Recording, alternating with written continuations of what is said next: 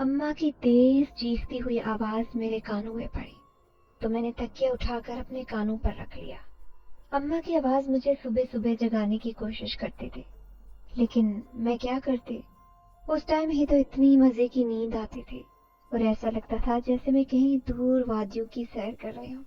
इसीलिए अब भी मैंने अम्मा की आवाज से बचने के लिए तकिए को उठाकर अपने कानों पर रखा और दोबारा सोने लगी। और अगले ही लम्हे में नींद में फिर से गाफिल हो चुकी थी, लेकिन अम्मा भी अपने नाम की एक थी। अभी कुछ देर गुजरी थी कि दोबारा से अम्मा ने मुझे आवाजें देना शुरू कर दी और अब तो उन्होंने कमरे का पंखा बंद कर दिया था। गर्मी के मारे जब मेरा बुरा हाल होने लगा तो मैं उठकर बाहर आ गई और जैसे ही सामने पेड़ के नीचे चारपाई बिछी हुई नजर आई तो मैं फौरन उसकी जानिब बढ़ गई और दोबारा उसके ऊपर लेटकर सोने की कोशिश करने लगी। नींद अभी भी बहुत आ रही थी, लेकिन मुझे पता था अम्मा तो मुझे यहाँ पर सोने भी नहीं देंगी। लेकिन मैंने चादर सर तक तान ली और कान बंद करके सो गई। उसके बाद अम्मा अगर कुछ कहती भी रही तो मुझे पता नहीं चला। मैं मजे से अपनी नींद पूरी करके उठी, लेकिन उठने के बाद भी आज मेरी तबीयत कुछ फ्रेश नहीं लग रही थी।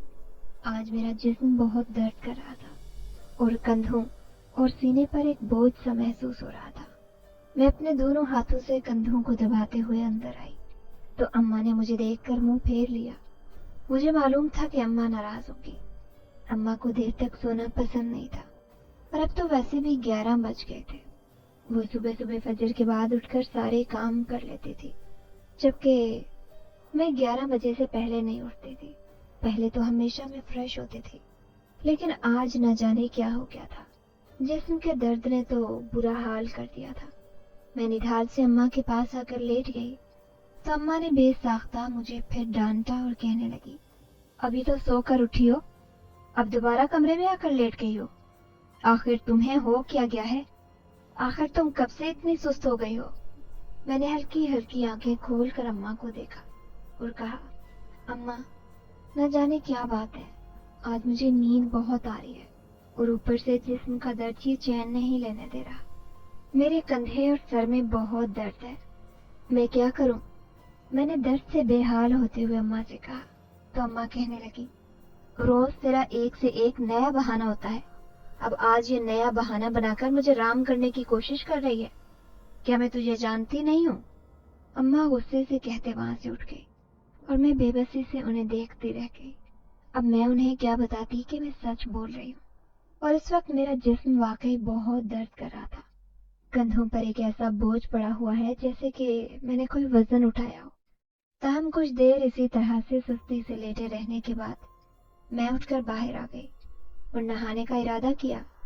नहाने के बाद अब जिस्म थोड़ा हल्का हुआ तो मैंने नाश्ता किया, लेकिन आज मेरी रोज जैसी शोखी और शरारत मकफूत थी। दादी ने जो यूं मुझे सुस्त सा देखा तो अपने पास बुला लिया और पूछने लगी, क्या हुआ मेरी रानी को? आखिर आज इतनी चुप चुप क्यों है? तू चुप चुप है तो सारे घर में खामोशी फैली हुई है। तेरे होने से ही तो रौनक होती है।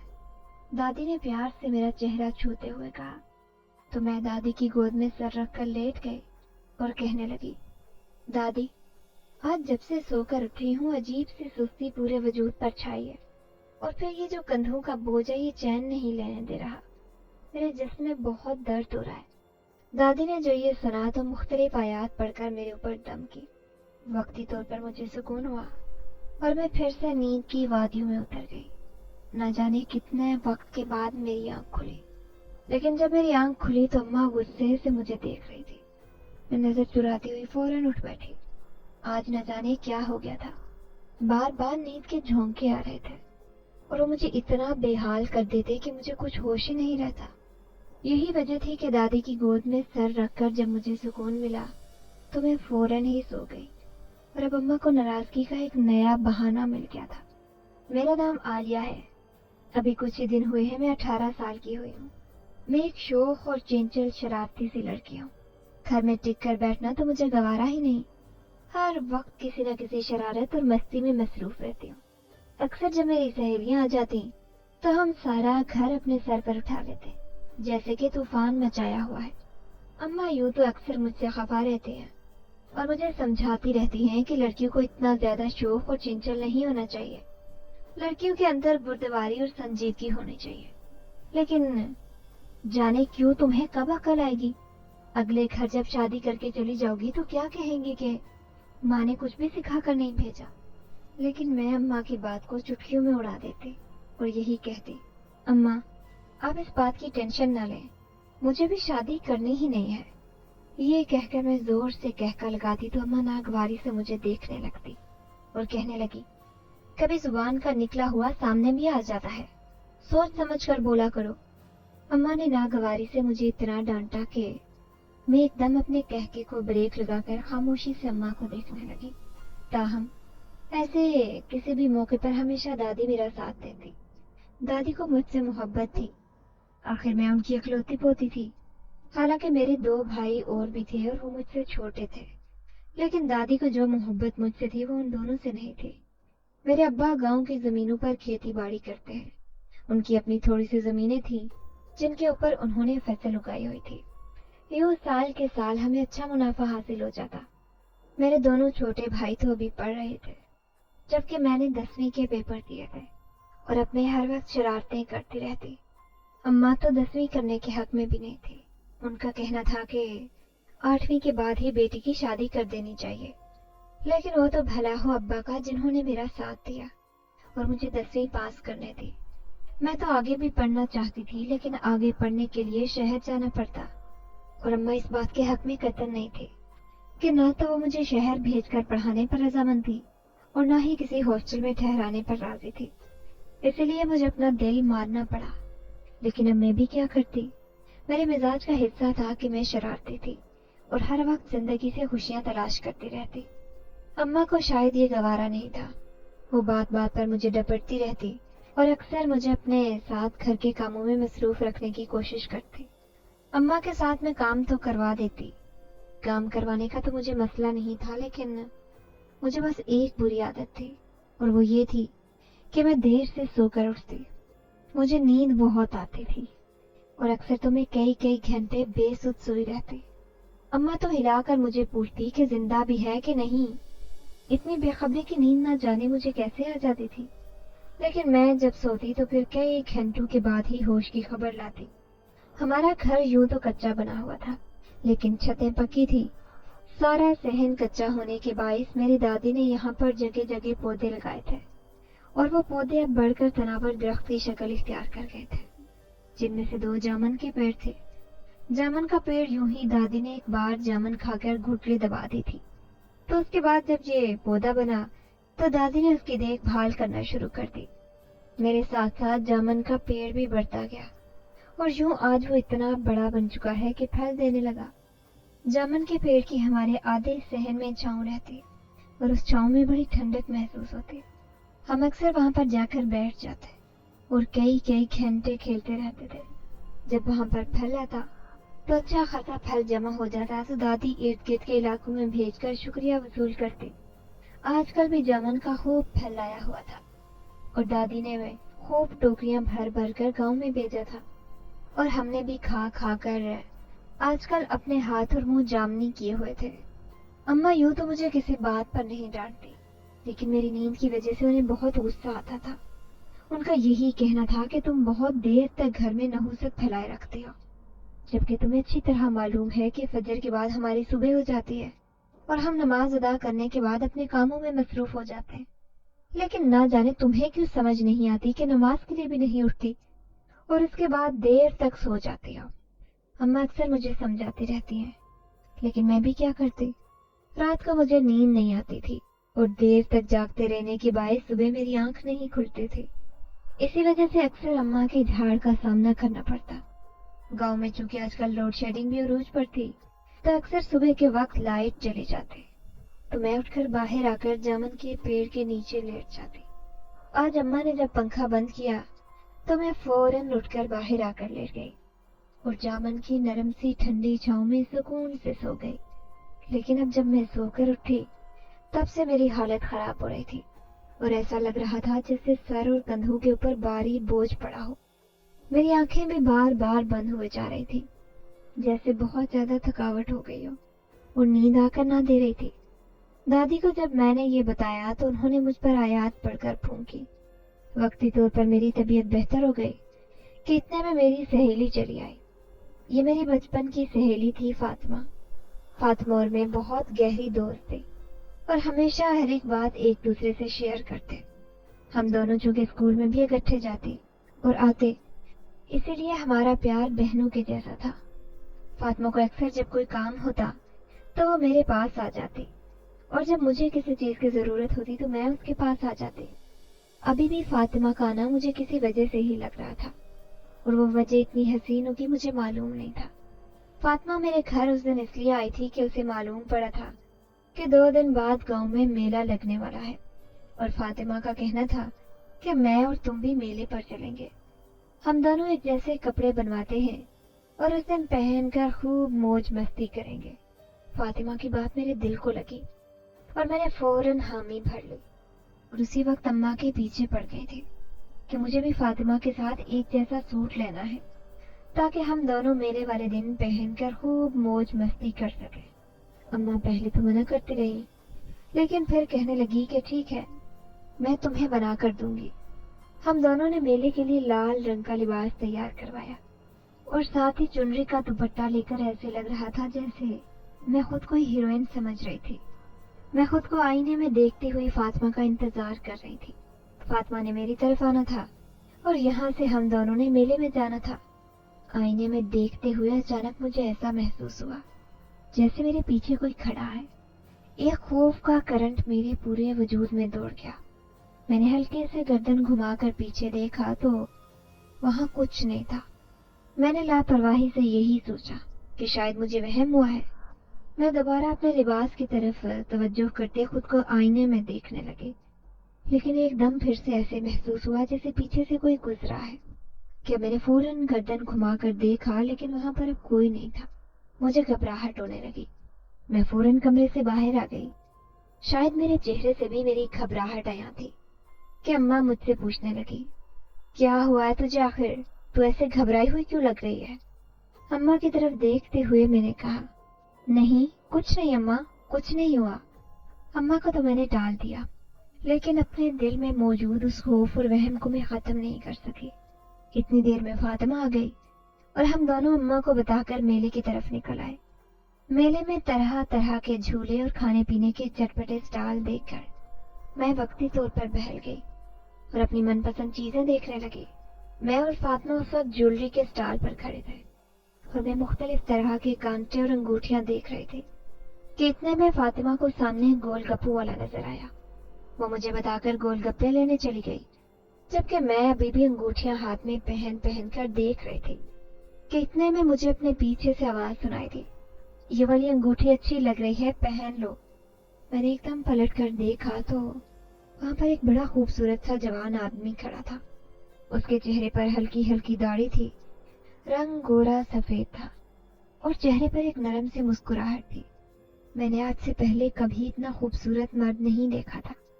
उसे देखकर मैं देखती रह गई और मेरी धड़कनों ने अजीब सा शोर मचाना शुरू कर दिया। ताहम मैंने नजरें झुका ली और फौरन से वापस ज्वेलरी के स्टॉल की तरफ पलट गई, जबकि वो कहने लगा, ये अंगूठी तुम्हारे हाथ में अच्छी लग रही है, इसे उतारना मत। मैंने बगौर उस अंगूठी की तरफ देखा। वो वाकई बहुत प्यारी अंगूठी थी। एक बड़े सारे सुर्ख रंग के नग पर मुश्तमिल थे, जिसके इर्द गिर्द छोटे छोटे नगीने लगे हुए थे। ना जाने क्या सोचकर मैंने उस अंगूठी को पहने रखा और ज्वेलरी वाले को उसकी रकम अदा करके फातिमा की तरफ आ गई, जो गोलगप्पों की प्लेट लेकर मेरा ही इंतजार कर रही थी।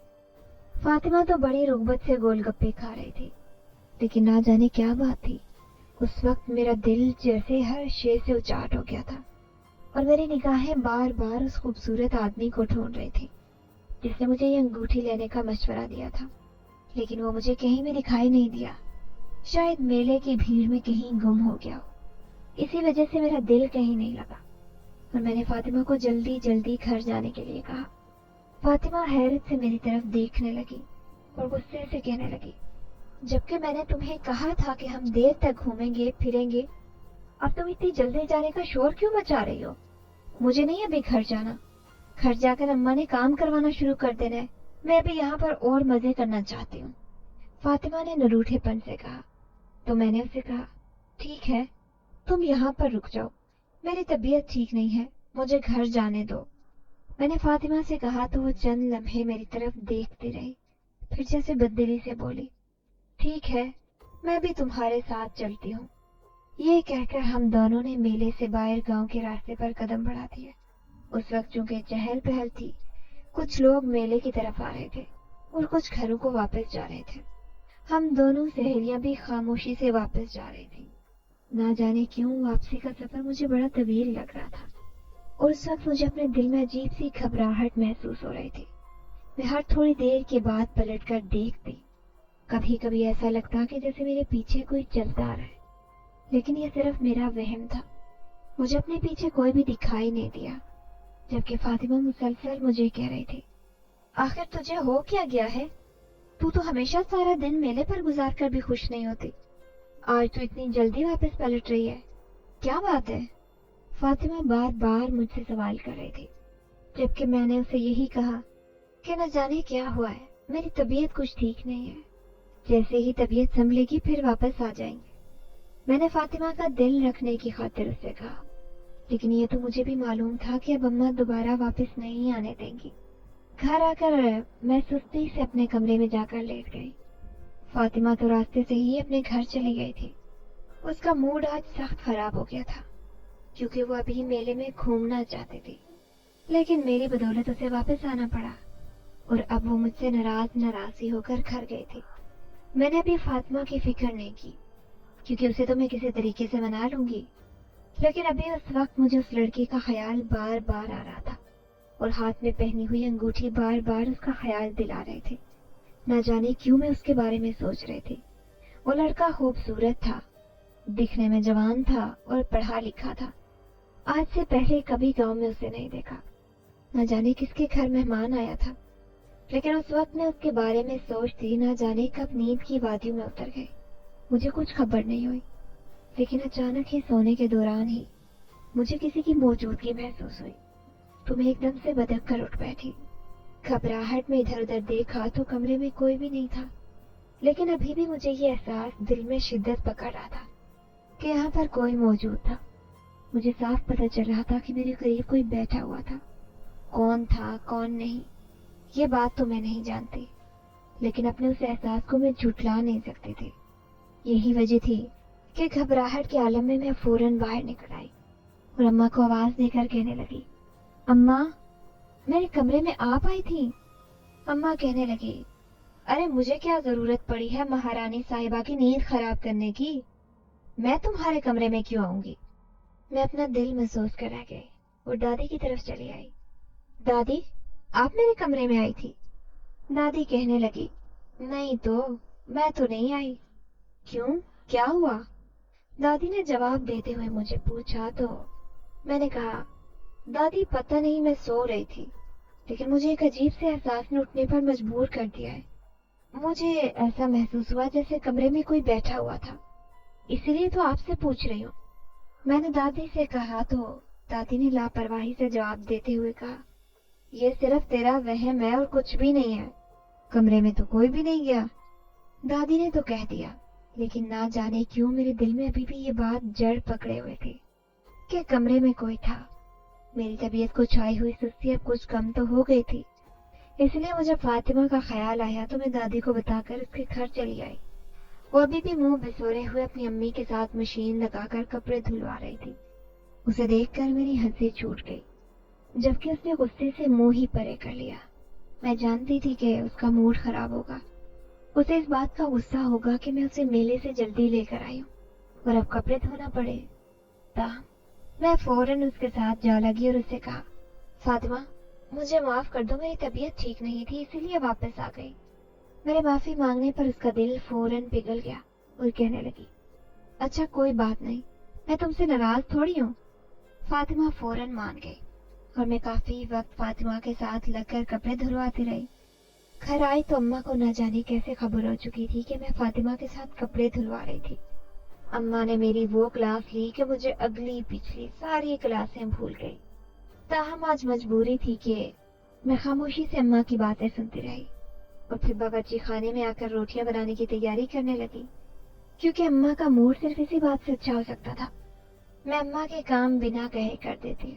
बावर्ची खाने से फारिग होने के बाद मैं अंदर आई तो तबीयत अभी भी ठीक नहीं थी। दिल चाह रहा था कि बस सोती रहूं, और मैंने ऐसा ही किया। सोने के लिए लेट गई, लेकिन आज नींद नहीं आ रही थी। ताहम कुछ देर के बाद एक अजीब से एहसास के साथ मैं चौंक उठी। मुझे महसूस हुआ जैसे यहाँ पर कोई है। मैंने एकदम उठकर घबराए हुए अंदाज में इर्द गिर्द देखा, लेकिन मुझे कोई भी दिखाई नहीं दिया। अब मुझे बार बार यही महसूस हो रहा था कि यहाँ पर कोई है, और मैं अजीब खौफजदा अंदाज में बैठी थी। जब काफी देर तक नींद नहीं आई तो मैं उठकर दादी के कमरे में आ गई और दादी के साथ लगकर लेट गई। दादी ने नींद में मेरी मौजूदगी को महसूस किया तो कहने लगी, क्या हुआ पुत्र, सब ठीक तो है? ताहम मैंने दादी से यही कहा कि मेरी तबीयत ठीक नहीं, मैं आज आपके साथ सोना चाहती हूँ। दादी ने आहिस्ता आहिस्ता मेरे बालों में हाथ फेरना शुरू कर दिया और मैं कुछ देर बाद नींद की वादियों में उतर गई। अगले दिन जब सोकर उठे तो रात वाली बात अभी भी मेरे जहन में ताजा थी। ऐसे लग रहा था जैसे अभी भी मेरे साथ कोई मौजूद है, लेकिन दिखने पर कुछ भी महसूस नहीं होता था।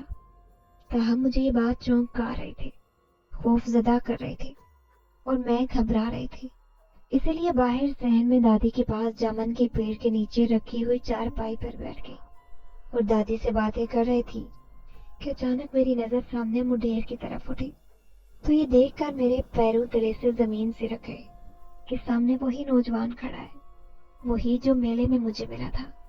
उसे देखकर मैं हैरत से दंग रह गई थी। ये मेरे घर पर क्या कर रहा है? मेरे मुंह से बेसाख्ता निकला तो दादी पूछने लगी, कौन, किसकी बात कर रही हो? तो मैंने उंगली से मुंडेर की तरफ इशारा किया और कहा, दादी वो देखो सामने खड़ा है, ये कल मुझे मेले में मिला था और अभी यहाँ पर खड़ा है। कौन है ये? मैंने दादी को दिखाते पूछा तो दादी कहने लगी, अरे वहां तो कोई नहीं है, तो किसकी बात कर रही है? दादी के जवाब ने मुझे परेशान कर दिया और मैं हैरानी के मारे दादी का चेहरा देखने लगी, जबकि दादी कहने लगी, मैं सच कह रही हूँ, वहां पर कोई नहीं है, तो किसकी बात कर रही है? यकीनन तुझे कोई वहम हुआ है। दादी ने ये कहते दोबारा से सब्जी बनाना शुरू कर दी, जबकि मैं आंखें फाड़े उस मुंडेर की तरफ देख रही थी जहां अब भी मुझे वो खड़ा नजर आ रहा था, और दादी के मुताबिक वहां पर कोई भी नहीं खड़ा था। ना जाने मुझे क्या हुआ कि उसने मुझे इशारा किया और मैं उठकर ऊपर छत की तरफ चली आई। दादी ने मुझे रोका भी कि इस वक्त छत पर क्या करने जा रही हो, धूप है, गर्मी लग जाएगी। लेकिन मैं सुनी अनसुनी करते छत की तरफ आ गई। वो अब भी मुंडेर के किनारे खड़ा था और मुस्कुराते हुए मेरी तरफ ही देख रहा था, और मैं जैसे ही उसकी तरफ खींचती चली गई थी, मैं बिना पलकें झपकाए उसके करीब आ गई तो वो कहने लगा, कैसी हो? ये अंगूठी तुम्हारे हाथ में खूब जच रही है।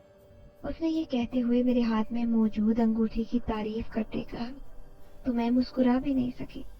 मैंने उससे पूछा, तुम कौन हो जो सिर्फ मुझे दिखाई दे रहे हो? दादी को तुम नजर नहीं आए, आखिर कौन हो तुम? मेरी बात सुनकर वो एक गहरी मुस्कुराहट से हंस दिया और कहने लगा, मैं काशान हूँ और एक जिन ज़्यादा हूँ।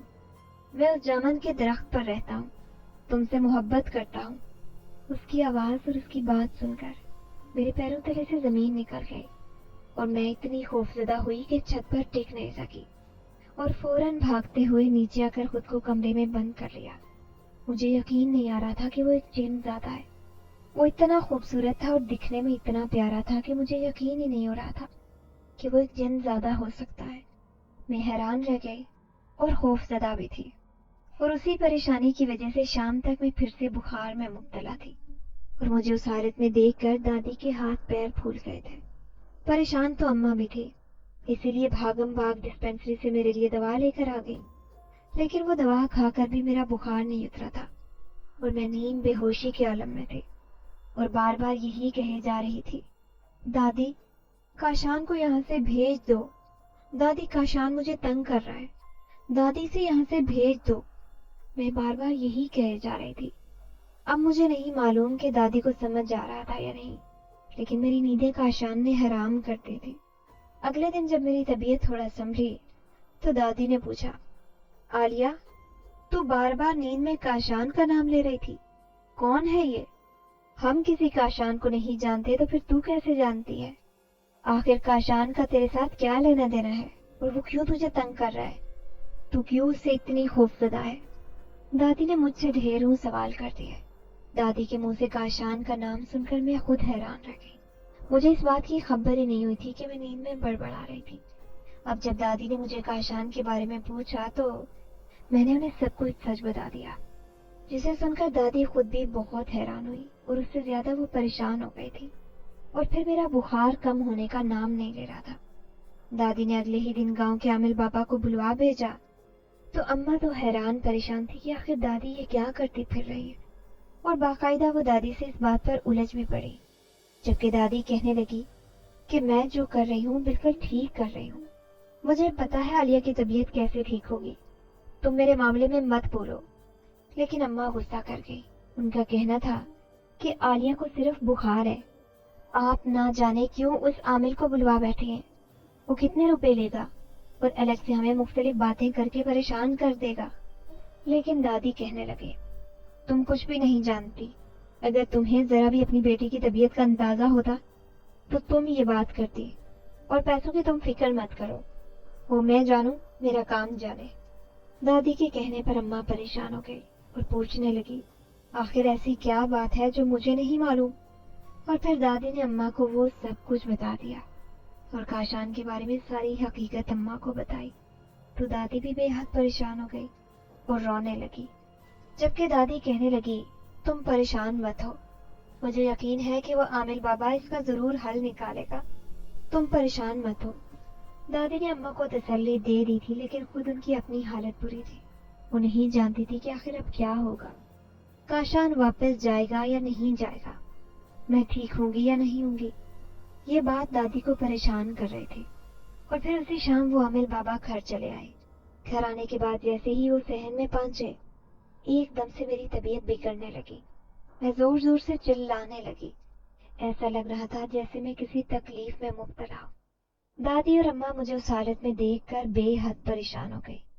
جبکہ عامل بابا اپنے موٹے دانوں والی تسبیح کے اوپر کچھ پڑھائی کرنے لگے اور مسلسل کچھ پڑھ کر وہ گھر میں پھونک رہے تھے. کچھ دیر کے بعد میری حالت کچھ سنبھلی تو عامل بابا آگے بڑھائے اور پھر انہوں نے مجھے دیکھا تو کہنے لگے اس کے اوپر اثر ہے، کوئی جن اس کے اوپر عاشق ہو گیا ہے، اب وہ اس کی جان نہیں چھوڑ رہا. عامل بابا نے جب یہ کہا تو اماں اور دادی پریشان صورت لیے ان کی طرف دیکھنے لگی. تاہم دادی کہنے لگی اب اس کا کیا حل ہو سکتا ہے بابا جی، ہم نے بڑی مشکل سے آپ کو یہاں بلوایا ہے، ہماری بچی جوان ہے ابھی تو اس کی شادی بھی نہیں ہوئی. دادی نے عامل بابا سے کہا تو وہ کہنے لگے مجھے اس بچی پر حاضری کروانا ہوگی کیونکہ اس کے بغیر میں یہ نہیں جان سکوں گا کہ وہ جن زیادہ کیا چاہتا ہے. عامل بابا نے جب یہ کہا تو دادی اور اماں پریشان ہو گئی. تاہم دادی کہنے لگی آپ کو اس کے علاج کے لیے جو بہتر لگتا ہے وہ کریں. دادی نے عامل بابا کو کہہ دیا لیکن اماں اور دادی کے چہرے پر اڑی ہوئی ہوائیاں میں بخوبی دیکھ سکتے تھے. میں بھی اپنی طبیعت کی وجہ سے نڈھال پڑی تھی اور مجھ میں اتنی ہمت نہیں تھی کہ میں اٹھ کر بستر پر بیٹھ جاتی. عامل بابا نے کچھ پڑھائی کی اور اتنی دیر میں انہوں نے اپنے آگے ایک دیا جلا کر رکھ دیا. وہ پڑھائی کرتے جاتے اور اس دیے کو دیکھتے چلے جا رہے تھے. دیے کی لو کبھی بڑھ جاتی تو کبھی کم ہو جاتی. اتنی دیر میں ایک دم میرے جسم کو ایک زوردار جھٹکا لگا اور پھر میں نے ایک دم سے اپنی لال سرخ آنکھیں کھول کر عامل بابا کی طرف دیکھا اور کہا کیوں بلوایا ہے تم نے مجھے یہاں، کیوں مجھے تنگ کر رہے ہو؟ میری بھاری آواز سن کر دادی اور اماں حیرت سے ہکا بکا رہ گئے. دادی نے تو منہ پر دوپٹہ رکھ کر رونا شروع کر دیا جبکہ عامل بابا کہنے لگے تم اس بچی کو کیوں تنگ کر رہے ہو، کیوں اس کے پیچھے ہاتھ دھو کر پڑ گئے ہو؟ دیکھو تو صحیح وہ چھوٹی سی معصوم بچی ہے، کیوں اس کا پیچھا نہیں چھوڑ رہے؟ عامل بابا نے اس جن زادے سے پوچھا تو میرے اندر سے بھاری آواز آئی. میں نے کہا ہاں مجھے یہ لڑکی اچھی لگتی ہے، یہ جب اس درخت کے نیچے سو رہی تھی تو میں اس کی معصومیت پر فدا ہو گیا تھا. وہ دن اور آج کا دن میں اس پر عاشق ہوں. اس جن زادے نے جب یہ کہا تو عامل بابا نے کہا وہ اپنے گھر میں تھی، تم نے اس کے گھر پر وار کیا ہے، تم اسے چھوڑ دو. और अपनी दुनिया में वापस पलट जाओ। जबकि वो जिनज़ादा कहने लगा, नहीं, मैं अब वापस नहीं जाऊंगा, मैं इसके साथ रहूंगा और इसके साथ ही बाकी अपनी जिंदगी गुजारूंगा। उस जिनज़ादे की भारी आवाज और लहजा बहुत गंभीर था और फिर एकदम से जैसे मेरी गर्दन एक तरफ को ढलक गई। वो जिनज़ादा वापस जा चुका था। आमिर बाबा का दिया बुझ चुका था। उन्होंने अपनी पढ़ाई भी खत्म कर दी। जबकि दादी उन्हें कहने लगी कि ये तो कई बार उस जामुन के दरख्त के नीचे सोई है, कभी भी ऐसा नहीं हुआ।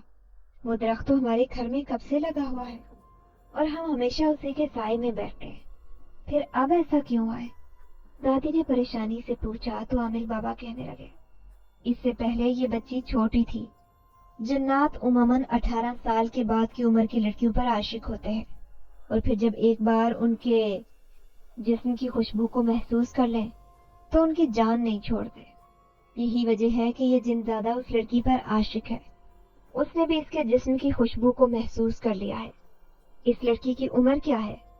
ये कहते ही आमिर बाबा ने दादी से सवाल किया तो दादी कहने लगी, अभी कुछ दिन पहले ही 18 की हुई है।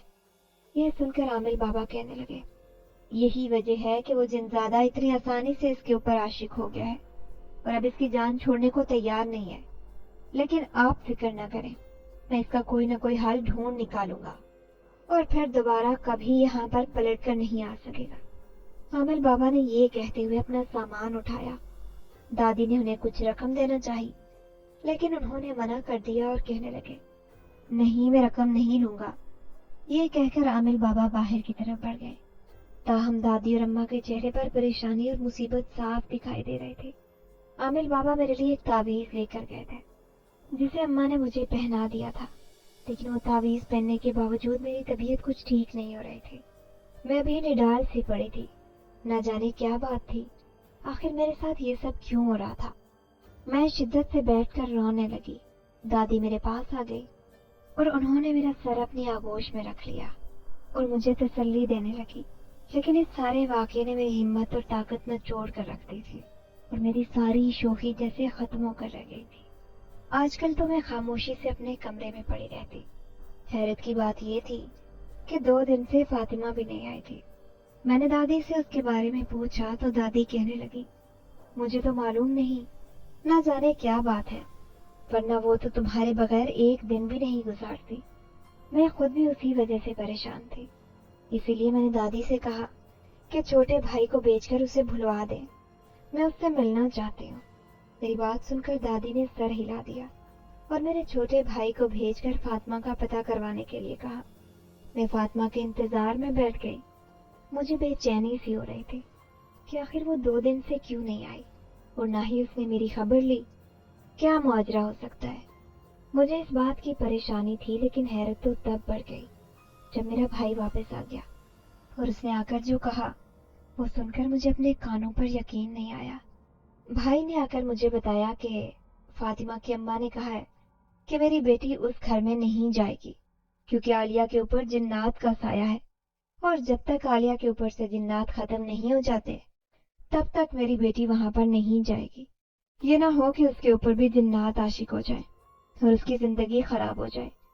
मुझे भी उसकी शादी करनी है, मैं इस तरह उसे वहां पर नहीं भेज सकती।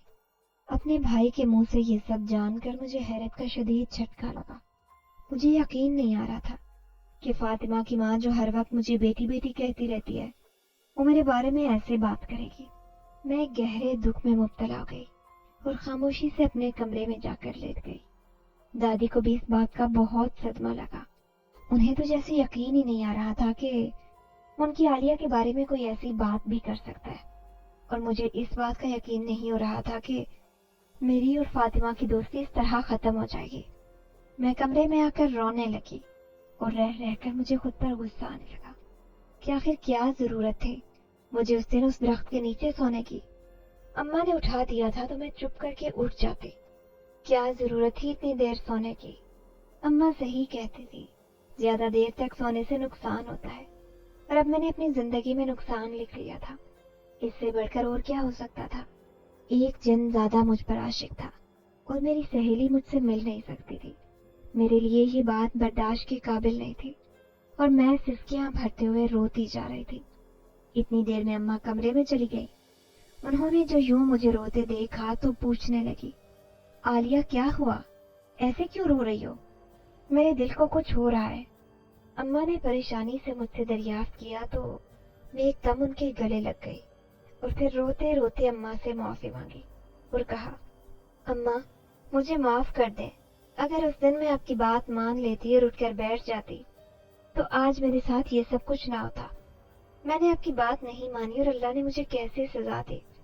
मैं रोते हुए अम्मा से माफी मांगती जा रही थी और यही कहे जा रही थी, ताहम अम्मा कहने लगी, मैं तुझसे नाराज नहीं हूँ, मुझे तो बहुत ज्यादा देर तक सोना पसंद नहीं है। तू बेशक सुबह उठ के थोड़ी देर के बाद सो जाया करो, लेकिन तुम तो देर तक सोती रहती हो। लेकिन बहरहाल मुझे इस बात की खुशी है कि मेरी बेटी समझदार हो गई है और उसे समझ आ गई है। अम्मा ये कहते हुए मेरा माथा चूम रही थी, जबकि मैंने उन्हें कहा कि इस समझदारी की मैंने बहुत भारी कीमत अदा की है और अब मैं दोबारा कभी ऐसा नहीं करूंगी। मैं कभी दोबारा आपको दुख नहीं दूंगी और जैसे आप कहेंगे वैसे ही करूंगी। मैंने अम्मा का हाथ अपने हाथ में लेकर उन्हें तसल्ली देते हुए कहा तो वो मुस्कुरा दी। मेरे दिल से जैसे एक भारी बोझ कम होता गया था। ताहम वो जिनजादे का मसला बीबी सर पर वैसे ही बाकी था। न जाने वो आमिल बाबा उसका क्या हल करते, न जाने वो मेरी जिंदगी से जाता भी कि नहीं। अभी ये सवाल अपनी जगह बरकरार थे। फिर अगले ही दिन आमिल बाबा ने दादी को अपने आस्थाने पर बुलवा लिया। अम्मा मुझे अकेले छोड़कर जाना नहीं चाहती थी, इसीलिए दादी को अकेले ही भेज दिया। दादी जब वापस आई तो मुसलसल सोच में मसरूफ थी। अम्मा ने उनसे पूछा भी कि आमिल बाबा ने क्या कहा है, तो दादी कभी अम्मा की तरफ देखती, कभी मुझे देखती और कभी जामुन के पेड़ को देखती। और फिर शाम को ये अख्ता खुला। जब अब्बा घर पर आए तो दादी ने उन्हें कहा कि मुझे जामुन का पेड़ कटवाना है। अब्बा ने हैरत से दादी से पूछा, आखिर अब इसकी क्या नौबत आ गई? इस पेड़ की बदौलत घर ठंडा रहता है और फिर साल के साल इतना फल आता है कि आप इर्द गिर्द सारे घरों में बांट देते हैं, तब भी खत्म होने का नाम नहीं लेता। अब्बा ने जब दादी से पूछा तो दादी ने उन्हें सारी तफसील बता दी और कहा कि जब तक ये पेड़ कटेगा नहीं तब तक आलिया का वो जिनजादा यहाँ से नहीं जाएगा और मुझे अपनी बच्ची इस पेड़ से ज्यादा अजीज है। बेशक मैं इस पेड़ से भी मोहब्बत करती हूँ, लेकिन आलिया से ज्यादा नहीं।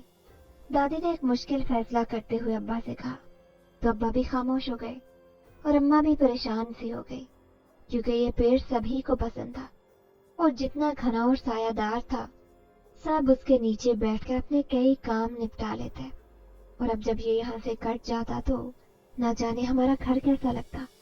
मुझे खुद भी ये सोच सोचकर घबराहट हो रही थी कि मेरा आंगन उस पेड़ के बगैर सोना हो जाएगा। ताहम दादी ने ये फैसला ले लिया था और आमिल बाबा की हिदायत के मुताबिक अगले ही दिन वो पेड़ काट दिया गया था। जिस जगह वो पेड़ लगा हुआ था दादी ने उस जगह पर पेट्रोल डालकर आग लगा दी थी। उस आग से बहुत तेज बू पैदा हुई थी जिसने सारे घर को अपनी लपेट में ले लिया और कितनी देर तक वो बू घर के अंदर चकराती रही और फिर एकदम वो वहां से गायब हो गई। जब वो बू खत्म हुई तो दादी के कहने के मुताबिक अब वो जिनजादा यहाँ से हमेशा के लिए चला गया है, अब वो कभी भी यहाँ पर नहीं आएगा। दादी का काटा हुआ पेड़ सहन में एक तरफ गिरा हुआ था और मैं और दादी और अम्मा हम सब उस पेड़ को अजीब हसरत भरी निगाहों से देख रहे थे। ताहम दादी ने मुझे बचा लिया और उस पेड़ को कटवा दिया। उस पेड़ के कटने के बाद आहिस्ता आहिस्ता मेरी तबीयत अब बेहतर होना शुरू हो गई थी। अब मैं बिल्कुल पहले जैसी हो गई थी। लेकिन इस वाक़े से मुझे ये सबक मिला था कि कभी भी अपने बड़ों का कहना न टालो। अम्मा हमेशा मेरी भलाई के लिए मुझे कहती और मैं कभी भी उनकी डांट के पीछे छुपी हुई फिक्रमंदी को जान नहीं सकी थी। अगर मुझे वो पहले मालूम होता तो शायद आज मेरे लिए हालात मुख्तलिफ होते, लेकिन अब चूंकि इस तलख वाक़े से मैं वो सब कुछ समझ चुकी थी, उसके बाद से मैंने अम्मा को अब तक कभी तंग नहीं किया। अब मेरी आंख सुबह सवेरे खुद ही खुल जाती थी और अक्सर मैं अम्मा से पहले उठकर बाहर आ जाती। पहले दिन जब मैं उठकर बाहर आई तो अम्मा ने हैरत से मेरी तरफ देखा, ताहम मैं नजर चुराते हुए मुस्कुराकर नलके की तरफ बढ़ गई। वजू करके नमाज अदा की। बेइख्तियार अम्मा मेरे करीब आ गई, मुझे अपने साथ लगाकर मेरा माथा चूमा अम्मा की मोहब्बत वैसे ही थी, न जाने क्यों मैं ही समझ नहीं सकी थी। फातिमा को जब पता चला कि मेरा जिनज़ादा वहां से चला गया है और अब मैं बिल्कुल ठीक हूँ, तो वो भागी भागी मुझसे मिलने के लिए आ गई। लेकिन अब ना जाने क्या बात थी, मेरा दिल उसकी तरफ से बुझ सा गया था। मैं पहले की तरह उससे नहीं मिल सकी। वो मेरी कैसी दोस्त थी जो मेरी मुसीबत में मुझे छोड़ बैठी थी। बेशक उसकी माँ ने उसे मना किया होगा, लेकिन अगर फातिमा उन हालात से गुजरती और मेरी अम्मा मुझे मना करती तो मैं कभी अम्मा की बात नहीं सुनती। मैं जरूर फातिमा के पास जाती और उसके दिल जो ही करते। लेकिन फातिमा ने तो मेरा बिल्कुल ख्याल नहीं किया और मेरे घर आने से भी बाज आ गई। ये वाकया मेरी जिंदगी की कई अहम हकीकतों से मुझे रोशनास करवा गया और मेरे अंदर कई अहम तब्दीलियों को लेकर आया था।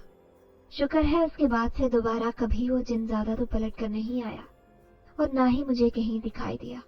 मेरी जिंदगी अब बहुत सुकून से गुजर रही है। अम्मा ने मेरी शादी भी कर दी थी और मैं अम्मा के घर के करीब ही एक दूसरे गांव में रहती हूँ। अपनी जिंदगी से खुश और मुतमईन हूँ।